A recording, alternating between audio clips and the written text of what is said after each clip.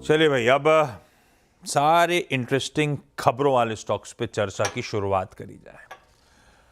भाई सबसे पहले तो आज रडार पे वो इंडस टावर्स, जिसका एक लार्ज ट्रेड प्ले आउट होने की तैयारी हो रही है, उसकी डिटेल्स जान लेते हैं। इस बीच सचिन, जरा चार्ट्स के समीकरण, आज एक इवेंट प्ले आउट होगा लेकिन कल तक ही क्लोज तक अगर एनालिसिस करना होता तो चार्ट के समीकरण आप बताना। हर्षदा, क्या डिटेल्स है हमारे पास? 2700 करोड़ की एक ब्लॉक डील होती हुई दिखाई देगी इंडस टावर में आज, आशीष, जहां पर प्राइमरीली ओमेगा टेलीकॉम और उषा मार्टिन टेली, जो वोडाफोन पीएलसी की अलग अलग यूनिट्स हैं, वो स्टेक बेचने वाली है। लगभग 3% तक का हिस्सा बिकता हुआ दिखाई देगा। ध्यान रखिएगा, ये लगभग 4% के डिस्काउंट पर सौदा होने के आसार हैं। 343 से 358 के बीच ये दरअसल सौदा होते हुए दिखाई देगा।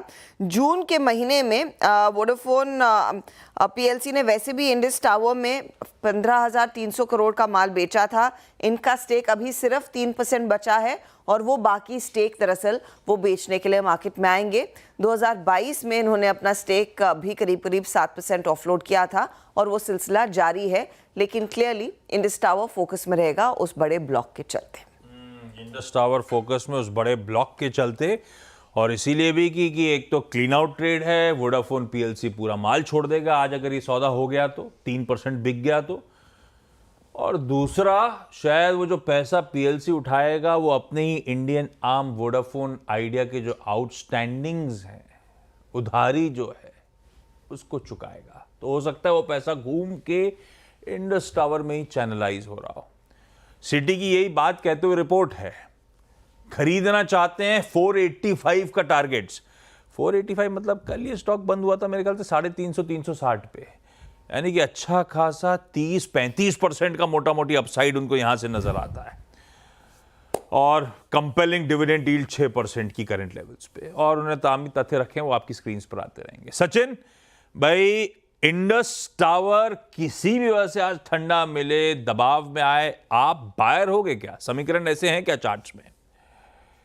आशीष जी, यहाँ पर ऑलमोस्ट 35% के डिक्लाइन के बाद थोड़े से साइंस आए हैं रिवाइवल के, एंड जिस कॉन्फिडेंस से वापस इसने अपने 200 day exponential moving average plus 50 day exponential moving average के ऊपर क्लोजिंग एस्टैब्लिश की है पिछले कुछ दिनों में, तो मुझे लग रहा है थोड़ा सा प्राइस में थोड़ा सा बदलाव नजर आ रहा है।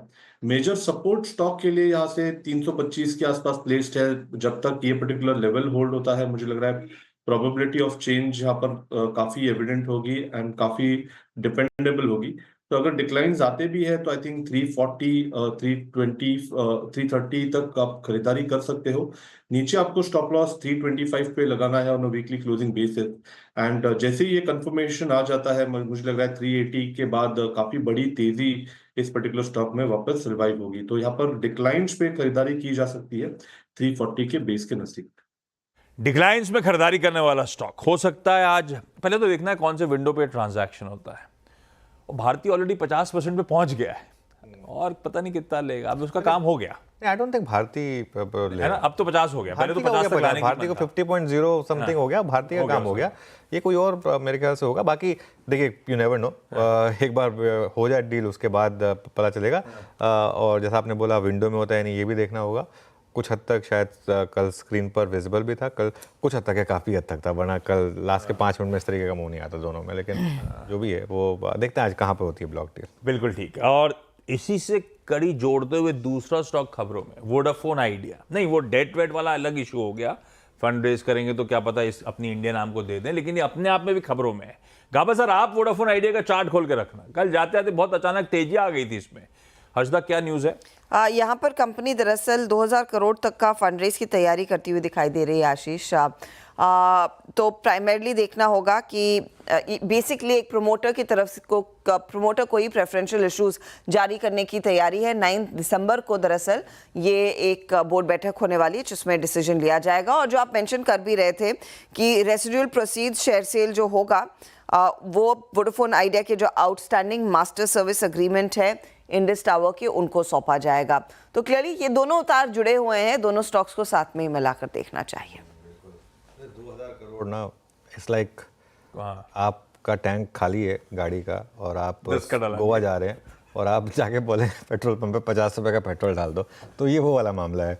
तो ये मतलब 2000 करोड़ से कुछ नहीं होगा, इनका नीडल भी मूव नहीं करेगा, ऊँट के मुंह में जीरा है। लेकिन एटलीस्ट देखिए एक चीज़ है, एफर्ट है दोनों प्रमोटर्स की तरफ से, ग्लोबल प्रमोटर की तरफ से भी, इंडियन प्रमोटर की तरफ से। अब तो टेक्निकली इसके 3 प्रमोटर हो गए, भारतीय सरकार भी एक प्रमोटर है, उनका भी एफर्ट था, वो जो बैंक गारंटी वाला आया था। तो एटलीस्ट एफर्ट तो है, एक एफर्ट बहुत क्लियर है कि इस देश को 3 टेलीकॉम प्लेयर्स चाहिए और ये ज़रूरी भी है। तो उस हिसाब से ये एटलीस्ट कम से कम एक पॉजिटिव खबर है। हाँ चलिए, खबर पॉजिटिव है। कल जाते जाते तेजी ऑलरेडी देखी है स्क्रीन पे हमने। गाबा सर, चार्ट्स के समीकरण, पोजीशनिंग क्या कहती है वोडाफोन आइडिया की?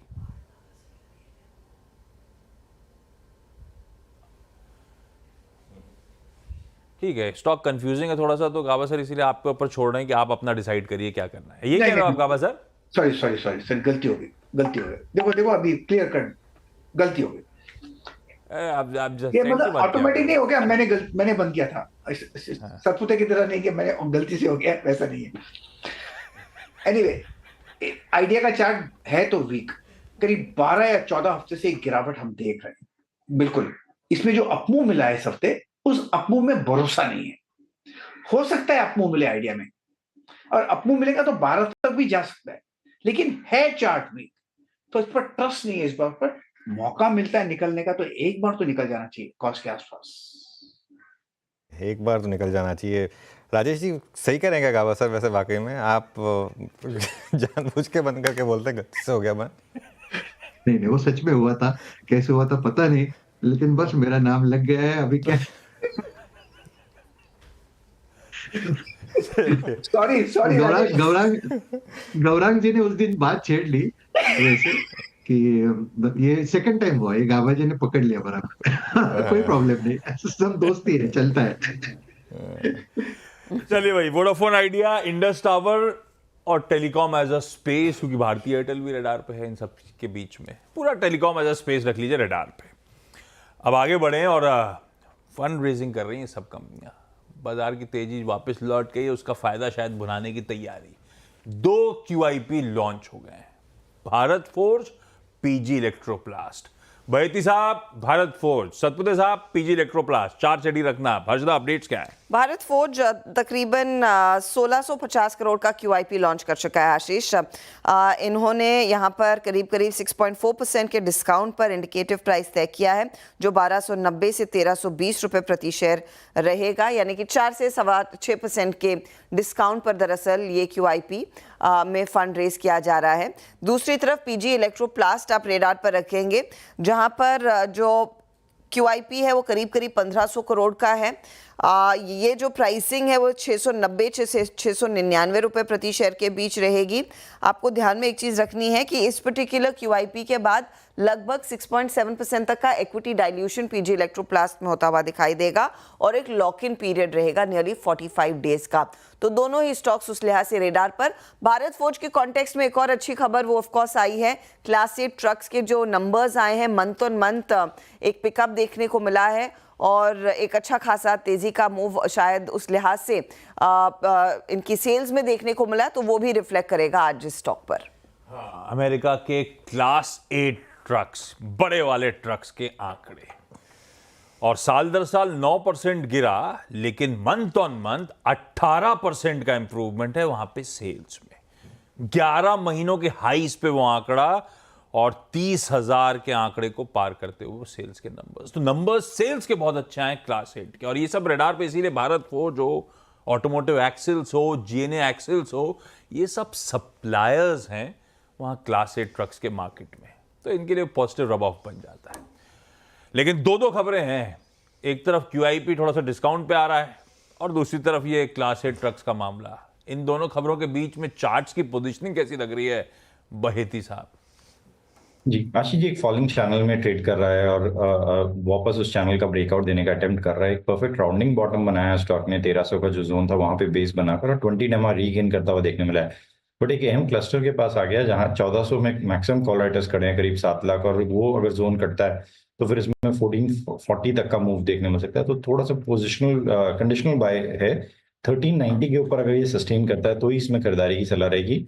1375 का एक स्टॉप लॉस लगाकर पोजीशन बनाई जा सकती है, और 1400 और 1430 तक के टारगेट्स इसमें देखने मिल सकते हैं। पोजिशनल बाय स्क्रीन्स पे 1390 के ऊपर अगर चलना शुरू हो तो कन्विक्शन बढ़ेगा स्टॉक के साथ, तब तेजी का मन, तब 1430 1440 के लक्ष्य होंगे।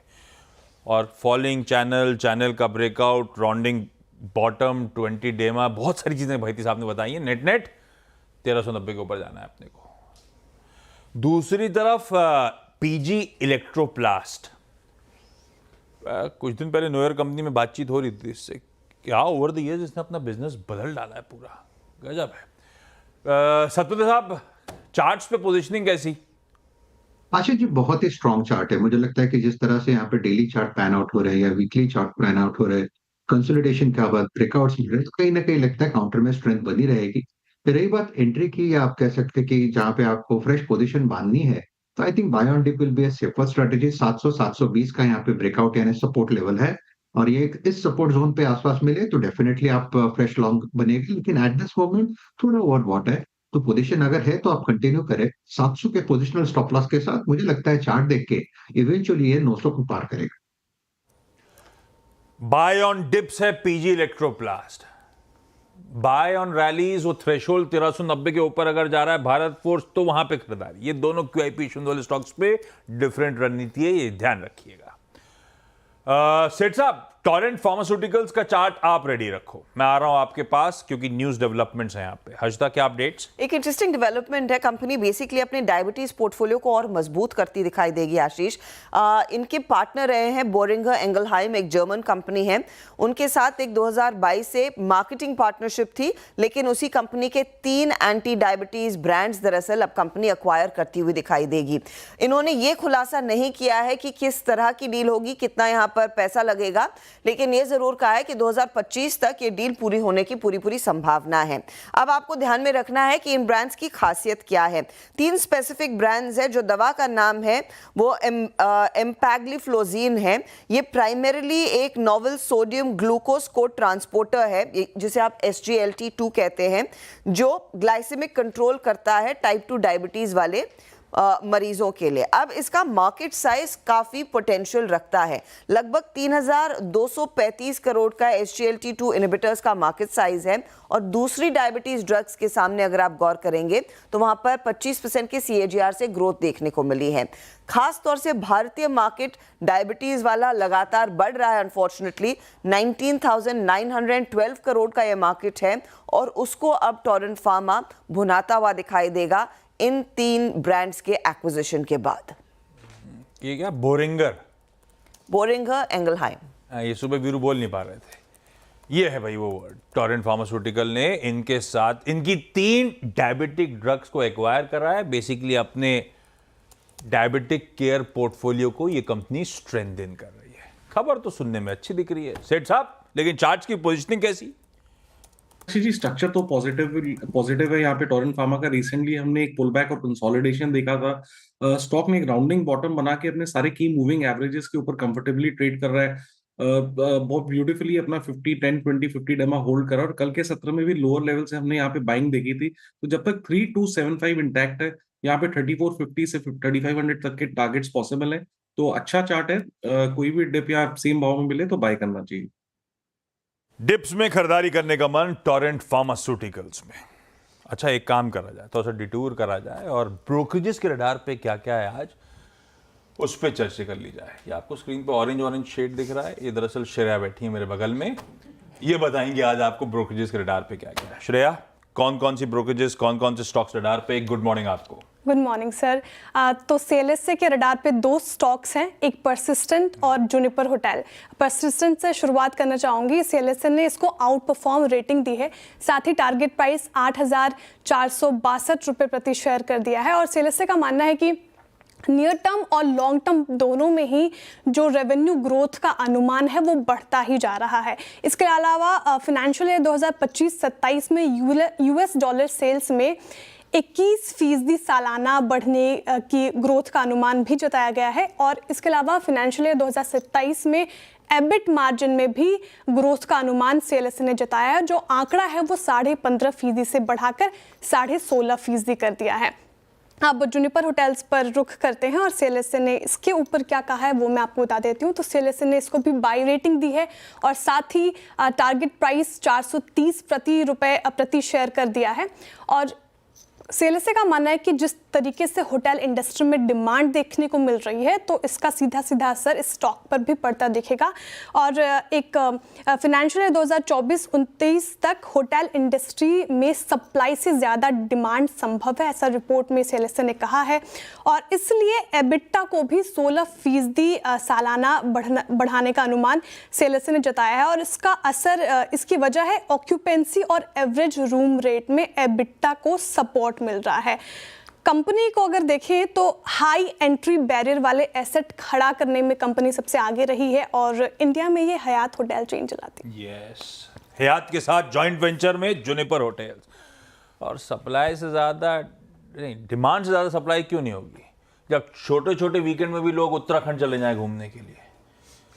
गाबा सर, आप तो सिर्फ चार्ट चेक करो। ये जुनिपर होटल्स में आता हूं आपके पास, समीकरण कैसे बैठ रहे हैं, लेकिन परसिस्टेंट बढ़िया अपमूव्स की बात करी जा रही है। अगर ये श्रेया जो लक्ष्य बता रही है CLSA के, कल की क्लोज से 40% का अपसाइड नजर आता है।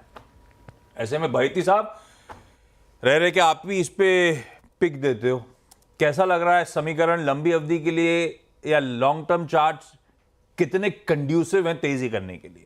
जी आशीष जी, कंटिन्यूसली हमारे रडार में रहा है और मिड कैप आईटी में one of the most preferred stock है ये हमारे लिए। और हमें लग रहा है कि जिस हिसाब से चार्ट स्ट्रक्चर बना हुआ है, कंटिन्यूसली इसमें हायर हाइज के पैटर्न बन रहे हैं और कोई भी डिप आती है तो वहां पे बहुत अच्छे से सप्लाई पूरी अब्जॉर्ब हो रही है और एक डिमांड हर समय दिख रही है स्टॉक में।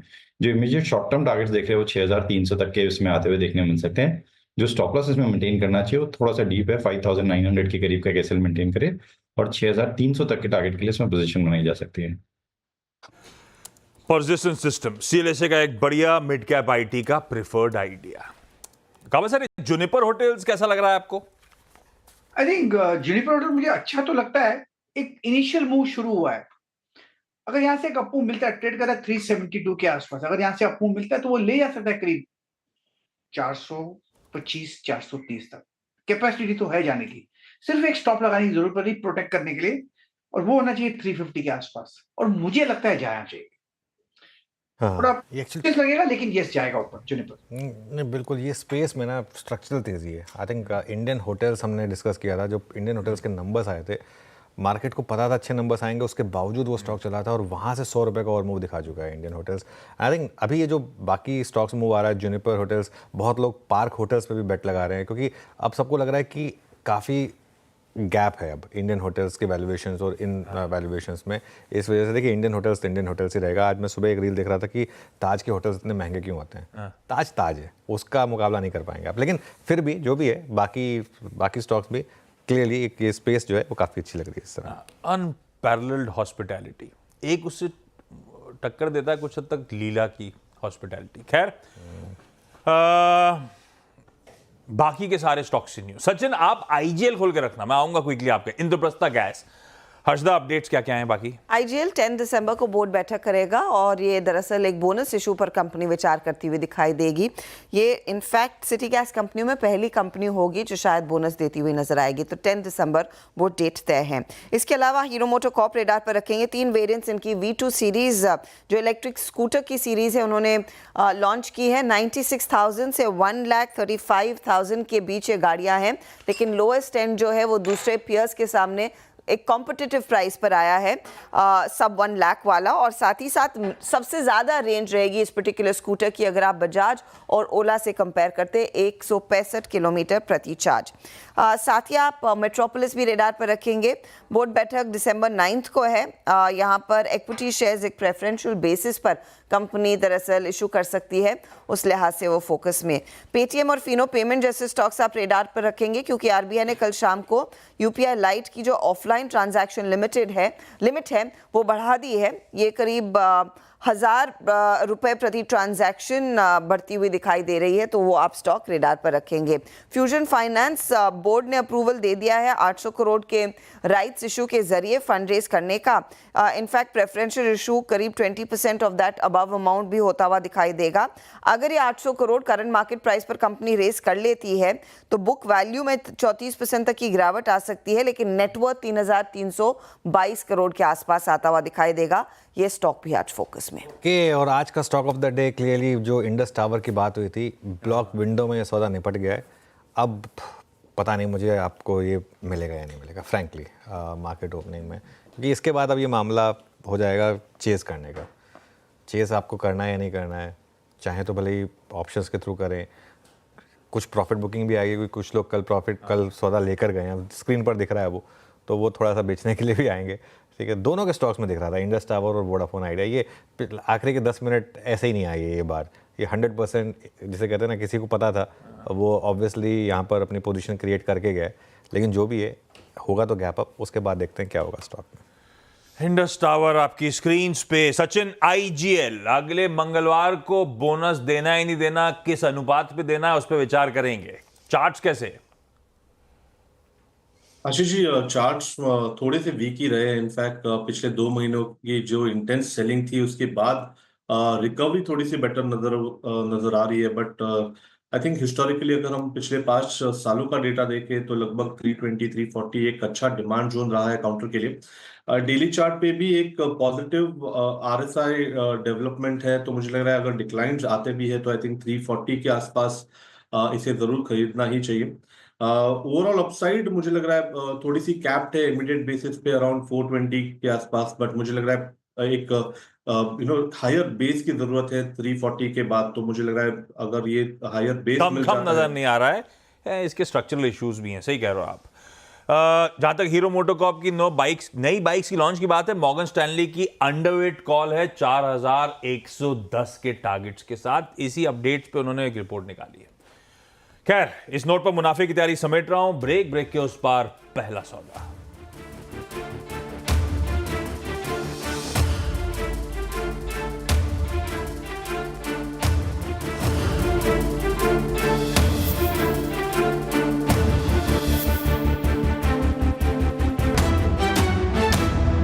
Co-powered by Century Ply Club Prime. रहो बेफिक्र। टिप चाहिए, पैसा लगाना है तो सेंचुरी प्लाई क्लब प्राइम पे लगाओ। डूबेगा नहीं, चलेगा भी नहीं, कोई खा नहीं जाएगा और मिनिमम 30 साल का रिटर्न देगा। अब इससे बेटर इन्वेस्टमेंट है तो बताओ। सेंचुरी प्लाई क्लब प्राइम, रहो बेफिक्र। Co-powered by Century Ply Club Prime. रहो बेफिक्र।